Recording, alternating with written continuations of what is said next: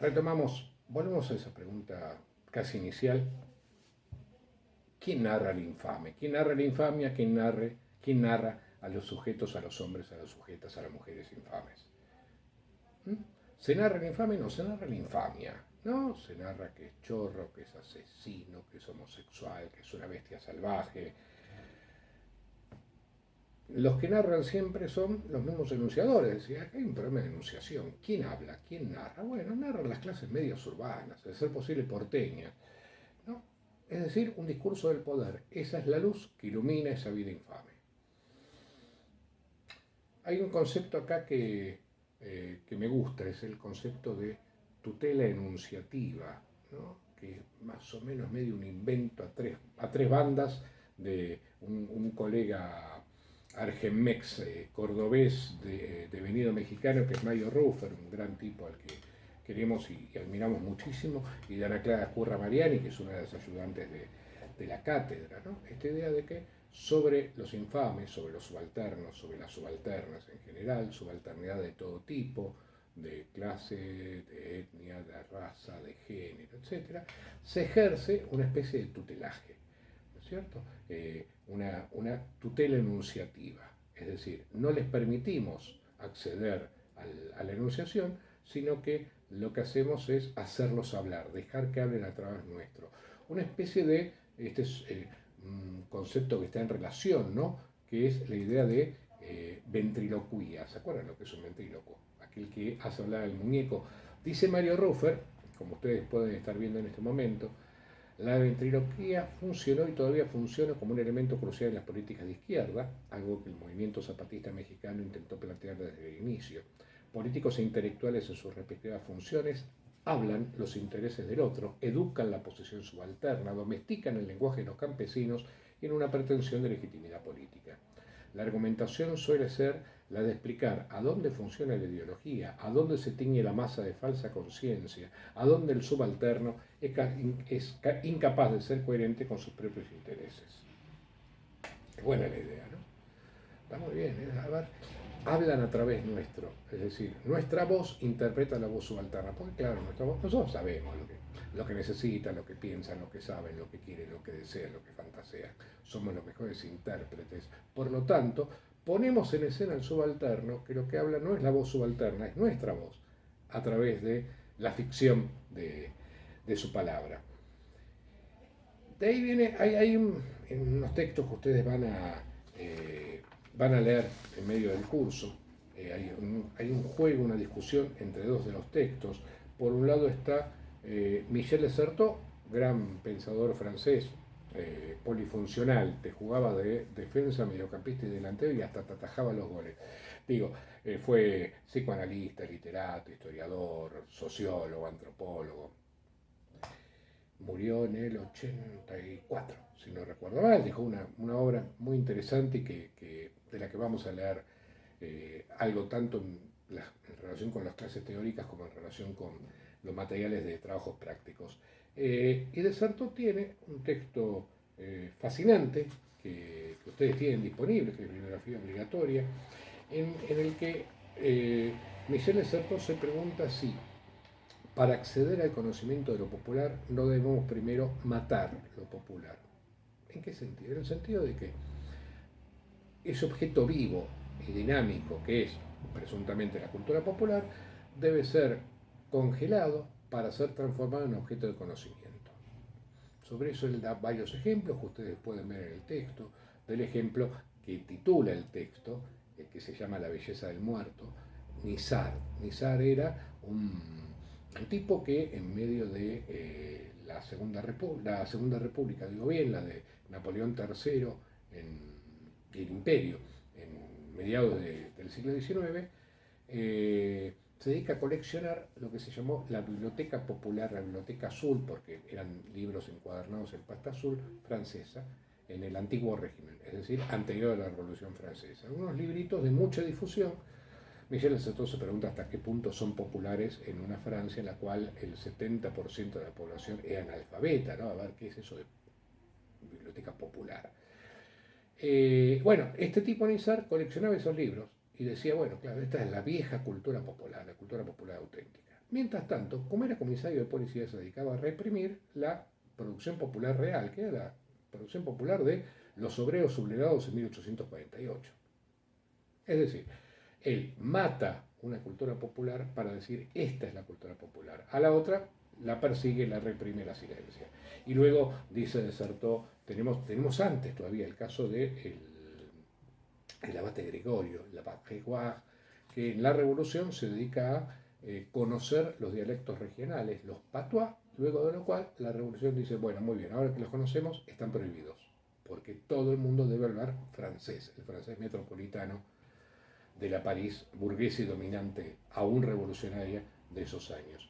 Y luego de Nizar tenemos lo que él llama el folclorismo de finales del siglo XIX. Esto lo vamos a poner en relación con nuestros propios folcloristas, nuestros propios folclorismos dentro de pocas semanas. ¿No? ¿Qué hace el folclorismo? El folclorismo dice, la cultura popular es esto, lo rural, lo autónomo, lo inocente, lo puro, lo incontaminado, en el mismo momento en el que lo popular real aparece como popular urbano, proletario e insurrecto. Es decir, decidir que algo es popular, dice Desertó, significa congelarlo, significa sacarlo del ciclo vital en el cual se manifiesta como algo permanentemente hablante y transformarlo en objeto de conocimiento. Es buena la idea, es buena. Es jodida, digamos, ¿no? Porque esto nos pone a nosotros también en un problema. Más, el cierre del texto de Desertó, texto fantástico, léanlo con cuidado y con placer, es un texto profundamente provocador. Ese cierre es fantástico. ¿Dónde estamos nosotros fuera de la cultura ilustrada? Dice Desertó. Y en consecuencia, ¿existe la cultura popular fuera del gesto que la suprime, es decir, del gesto que la congela y la transforma en objeto de conocimiento? Cuando nosotros estudiamos la cultura popular, ¿accedemos a la cultura popular o accedemos a aquello que los intelectuales de clases medias urbanas pensamos que es la cultura popular? Muy bueno. Resulta que en el mismo momento que Desertó escribe esto, está escribiendo su obra el gran pensador francés Michel Foucault, que murió casi al mismo tiempo que Desertó, pobrecito. Foucault escribe en esos años, antes de Vigilar y Castigar, que es del 73, este es un libro del 70-71, publica un libro que se tituló en sus ediciones españolas Yo, Pierre Rivière, después de matar a mi madre, a mi hermano, etc. Es un memorial que escribe un joven popular de un pueblo cercano a París, que un día se brota, mata a la vieja, al hermano, a la hermana, al perro, no sé qué más, se escapa, y un día aparece y se entrega. Y entonces se produce un gran debate respecto de si el tipo había matado por emoción violenta, porque estaba loco, o si era consciente de sus actos. Y encima el tipo, para colmo, va y escribe, resulta que era un popular alfabetizado. Entonces escribe y cuenta las historias del crimen, ¿no? Y eso revuelve todo el panorama, claro, porque si el tipo está loco, es inimputable. Si en cambio no está loco, es objeto de observación forense para decidir si era o no era loco. Si no era loco, sencillamente le cabía la pena de muerte, es decir, la guillotina. Bueno, y todo este material Foucault lo encuentra en los archivos y lo publica y dice, y lo publico así y no lo quiero tocar, no lo quiero someter a la interpretación, no lo quiero someter a la violencia de la palabra burguesa, ya fue objeto de la violencia forense, de la violencia psiquiátrica, yo no lo quiero someter a la violencia intelectual de interpretarlo o solo hablar. En ese mismo, pocos años después, en el año 81, cuando Carlo Ginzburg publica su célebre El queso y los gusanos, del cual ustedes van a leer la introducción, en esa introducción, enojadísimo, con Desertó y con Foucault, Ginzburg dice, hay intelectuales que se han preguntado sobre si la cultura popular existe fuera del gesto que la suprime. Cita, obviamente, de Desertó. La pregunta es claramente retórica y la respuesta es claramente negativa, dice, porque si no sería como tirar el agua con el pibe adentro. No podemos descartar los materiales que nos permiten interpretar algo sobre la cultura popular simplemente porque hay mediaciones. Claro, los materiales nunca es la voz del subalterno. estamos pensando además en investigación histórica, Ginsburg hace hablar, entre comillas, a un molinero del siglo XVI. Carajo, el molinero no habla. Habla a través de una serie de textos que le interpretan, que lo hacen hablar, que lo torturan para hacerlo hablar, que lo traducen. Todo esto lo van a discutir ustedes con los materiales de trabajos prácticos, ¿no? Frente a eso, Ginsburg dice, no, déjate de joder, diga, yo lo hago hablar interpretando sus textos, analizando qué hay de real, de ficticio, de sugerido, de impuesto, de obligado por la tortura, ¿no? Y así voy a llegar a la voz de Menocchio, este molinero del siglo XVI. En cambio, Deserto no nos deja hacer eso. Y lo mismo hace Foucault, enojadísimo Ginsburg, ¿no? Empieza a tirar mierda con ventilador, y lo mismo hace Foucault. Foucault, que es sin embargo el tipo que con más claridad nos ha advertido de cómo el saber occidental se funda sobre la previsión y la represión, la gran obra de Foucault, La historia de la locura en la época clásica y las palabras y las cosas, habla de eso, de cómo la represión burguesa es la que constituye el saber occidental. Parafraseando otra gran frase de Frederick Jameson, un gran investigador norteamericano, todo documento de cultura, perdón, es de Benjamin, todo documento de cultura es documento de barbarie. Jameson la retoma como título de sus libros. Es decir, en la base de todo documento cultural está una represión y está una violencia constitutiva. Ginsburg dice, Foucault es el que mejor nos enseñó eso. Pero hay un límite. Dice, Foucault hace una historia de los locos sin los locos. Y lo que habla es de cómo el saber occidental inventa la locura como mecanismo represivo y constitutivo del saber, pero lo que no tenemos son los locos hablando. Es decir, no aparecen los infames, le diría Ginsburg a Foucault. Ahí hay un lindo debate, ¿no? ¿Quién habla? Dice Ginsburg, en última instancia, en el momento en que el intelectual se maravilla frente al criminal, lo que tenemos es populismo negro. Populismo negro, qué buena idea. Populismo negro. ¿Hasta qué punto? El ángel no es una forma de populismo negro, es decir, extasiado frente a la belleza del criminal, extasiado frente al crimen como erotismo, al crimen como placer. Decía, esto además nos la complica a nosotros, porque nosotros estamos produciendo saber desde un lugar autorizado. Todo conocimiento es deudor de un poder que lo autoriza y nosotros estamos haciendo todo esto, aunque parezca ridículo, porque es en mi casa, con un teléfono celular, ustedes están en otro lado, ninguno de nosotros pisa la universidad y sin embargo seguimos siendo la universidad digitalizada de la época de la pandemia, pero seguimos siendo la universidad. Y en esa universidad la pregunta es, ¿quién habla? ¿Quién deja hablar? ¿Dónde está lo popular? El saber sobre lo popular está condenado a no formar parte de lo popular. Este saber, estas discusiones, estas charlas respecto de qué es la cultura popular están condenadas ontológicamente a no formar parte de la cultura popular. Y para colmo, nos podemos parar en un lugar de, bueno, pero somos re progres y tenemos posiciones solidarias con el pueblo y nosotros queremos defender la voz del pueblo. No jodamos, estamos en un lugar de poder. Nuestro saber es una luz que ilumina el mundo de los infames, para seguir con la vieja metáfora con la que empezamos, nuevamente Foucaultiana. Estos tipos que tienen ahí en la imagen, si no estamos montando mal este video, son, como dicen, de izquierda a derecha, Eduardo Romano, Aníbal Ford, Jorge Rivera. Los tipos que inventaron los estudios sobre cultura popular en la Argentina a fines de los años 60. Caray, más de 50 años, poco más de 50 años, tampoco muy fines de los años 60. Son contemporáneos a El Ángel, a los hechos de Robledo Puig, mejor dicho, ¿no? Los tres son, bueno, grandes tipos, dos de ellos fallecieron, Ford y Rivera fallecieron hace varios años, están muy cruzados con la historia de esta carrera. Durante mucho tiempo yo podía decir, bueno, quién cursó con Ford, quién cursó con Rivera, porque éramos colegas. Después el que no se murió se jubiló, el mismo Romano. Romano fue el primer profesor titular de esta cátedra, el Seminario de Cultura Popular y Cultura Masiva, desde 1989 fue el primer curso. Yo empecé a trabajar con él en el 90, ya nos conocíamos de antes. Jorge Rivera fue el primer gran profesor de historia de los medios y sistemas de la comunicación, que luego dio en este estallido de cátedra, digamos, creo que ahora son 3, una cosa por el estilo.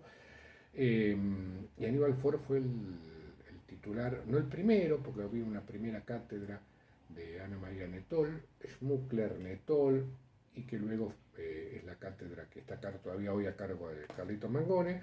La otra, Teoría y Prácticas de la Comunicación 2, fue de Aníbal Ford desde el 88 hasta que se jubiló, y luego le heredó Estela Martini, y creo que ahora está con Tursi. Se me fue el nombre. Bueno, digo, gente muy tramada con la historia de la carrera de comunicación.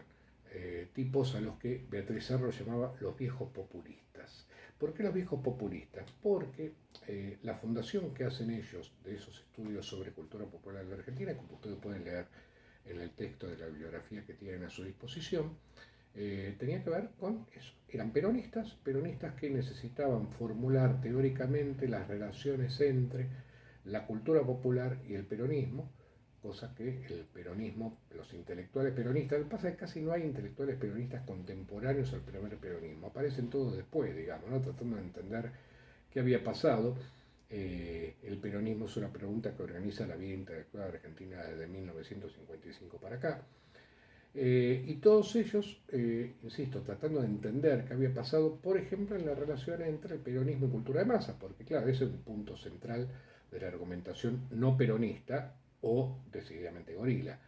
Esto es manipulación, es decir, se trata de las mentes calenturientas y huérfanas de Fernando Iglesias. El clientelismo, bueno, que son ignorantes, entonces les llenan la cabeza, y por eso se vuelven peronistas, frente a lo que el peronismo siempre retrucaba lo mismo. Una frase de Perón que decía, me gané con todos los medios en contra y me echaron con todos los medios a favor.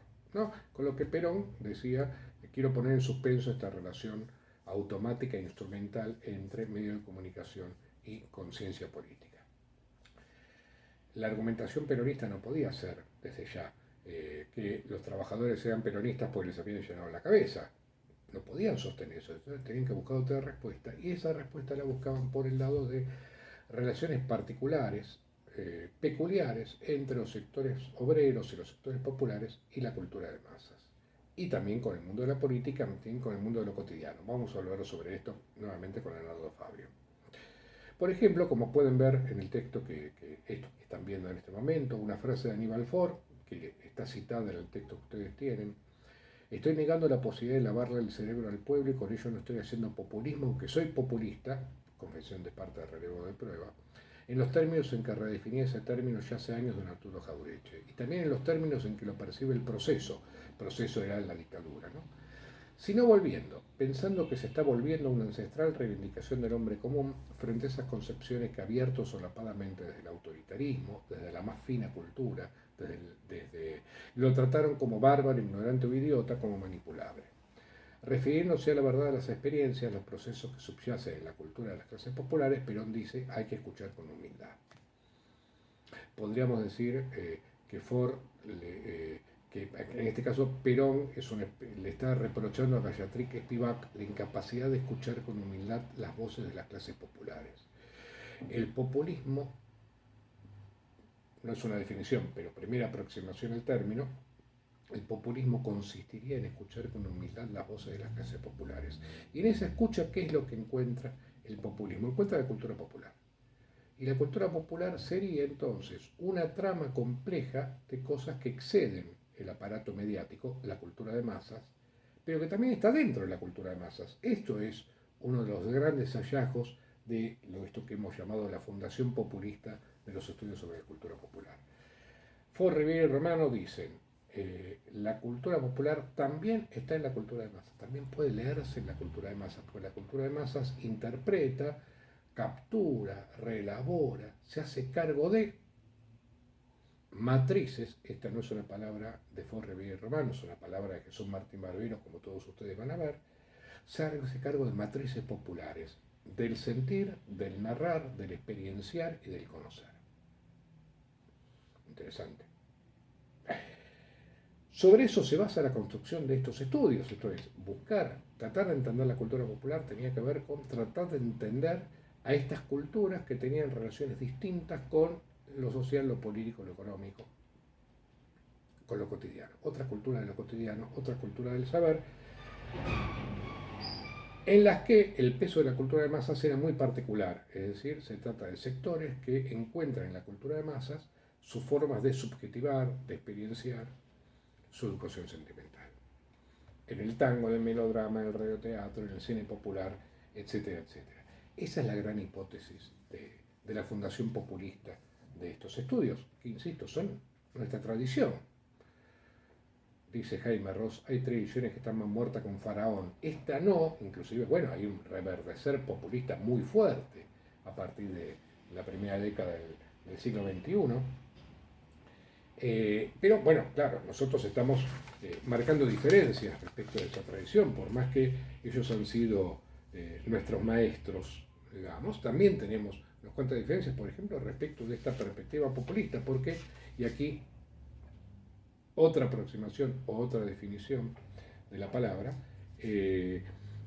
populismo significa a veces solo una simple inversión valorativa que consiste en atribuirle a la cultura popular los signos positivos de los cuales había sido desprovista por parte de la cultura burguesa y la cultura culta.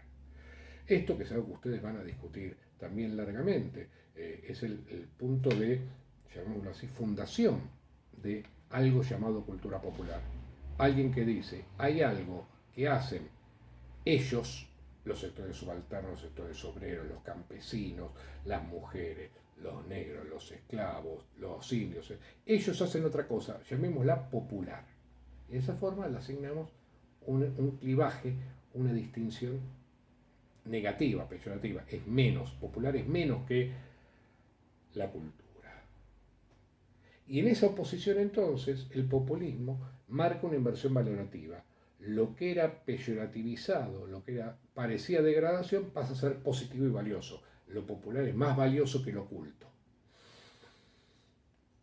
Una de las primeras cosas que tenemos que tener muy claro es que cuando discutimos qué entendemos por cultura popular y cultura de masas, es que tenemos que repensar estas valoraciones, especialmente repensar estas bipolaridades, porque por ejemplo hoy no tenemos una cultura culta respecto de la cual la cultura popular es su mera oposición. ¿Qué es la cultura culta hoy?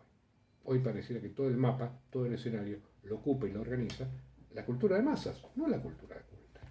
Entonces ahí tenemos un problema severo. La cultura de masas, además, parecía tener una capacidad superior a la de la vieja cultura culta para representar lo popular, para representar el mundo de lo infame, el mundo de lo subalterno. Y eso entonces nos vuelve a poner en un problema teórico y metodológico complejo.